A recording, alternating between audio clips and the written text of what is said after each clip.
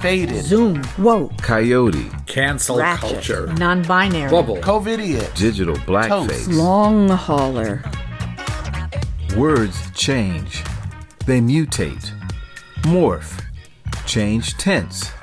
Change meaning, and new words are created. Old words fall out of usage. Expressions that everyone is using this week may very well fall out of favor in a month. And a paragraph that made perfect sense 5 years ago might sound really strange now. Journey Writers presents Word of the Month. Original poetry, prose, essays, and commentaries written by Journey Writers members exploring our ever-changing language. Journey Writers, Word of the Month. For this month is gay. No boxes needed. Jefferson is like the brother I never had. He moved away after high school. I miss him terribly, but we text almost daily, talk on the phone every weekend, and he comes home for Christmas every year. See, we go way back to elementary school. He sat next to me in the 3rd grade. He was a fascinating kid. He didn't dress like the rest of us. His clothes were always colorful and eccentric. One day he'd have on a brightly colored scarf tied around his neck or a gold earring in one ear. And once he showed up in a pink puffy-sleeved blouse that I guessed belonged to his sister. And he didn't play sports either. He liked to hang out with us girls on the playground. And yeah, he got teased a lot. "That's so gay," the bullies would say. But I had his back. I took 'em all on. And I put 'em in their place with my words, my fists, and my feet. Is Jefferson gay? Well, what difference would that make if he is? He never sat me down to say, "Lily, I have something to tell you. I'm gay." And I never felt the need to sit him down and say, "Jefferson, I have something to tell you. I'm straight." And I never asked. But think about it. Have you ever come straight out and asked your brother or sister if they were gay? I bet not. And if you loved them, their answer wouldn't change a thing. Am I right? And it's the same with love and sex. How comfortable are you asking your siblings about their love lives? Or sharing details about yours with them? I don't try to put Jefferson in a box. And he has never tried to put me in one either. And you can't put either of us in a box by the way we look. I mean, these days Jefferson is hunky model handsome with his fashion choices and perfectly groomed hair. Let me take off my lipstick and earrings and you'd think I was a linebacker for the Dallas Cowboys. So for us, that whole gay, straight, or somewhere else on the rainbow of human expression conversation wasn't important. And why should it be? Between two people who love each other. And you can't put us in a gay box by our jobs. I mean, he's in New York working on Wall Street as a hedge fund manager.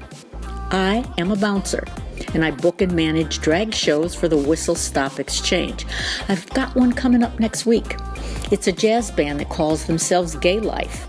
The musicians, they're flamboyant drag queens, and their drag names all have the word gay in them.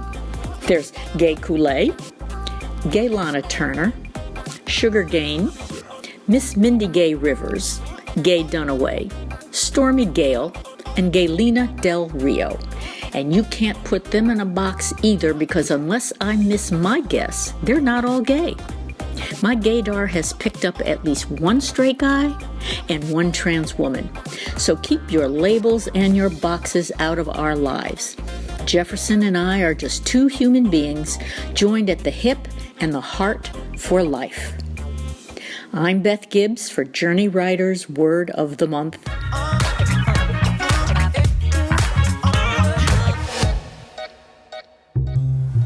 In the middle. Uncle Carlton lived smack in between his two sisters. The middle.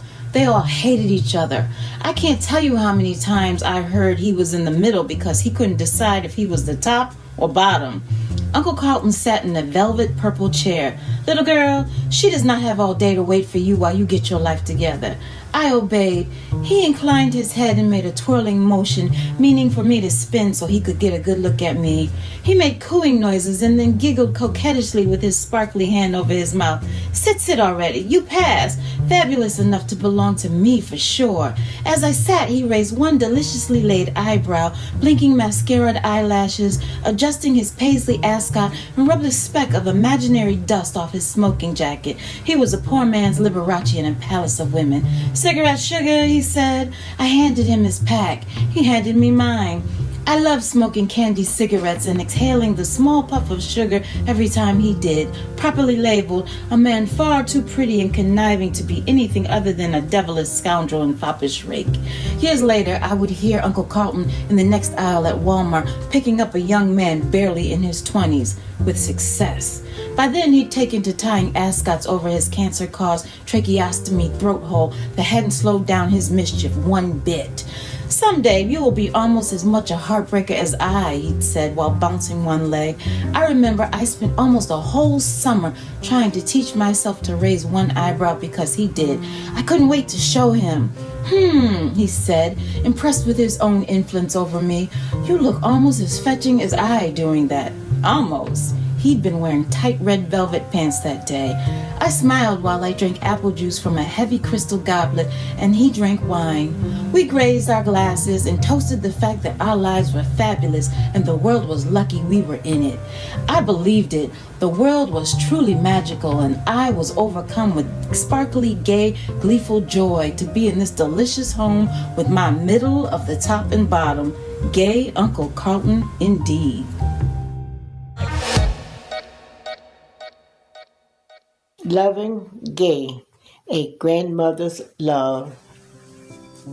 Gay, of a person, homosexual use, especially of a man.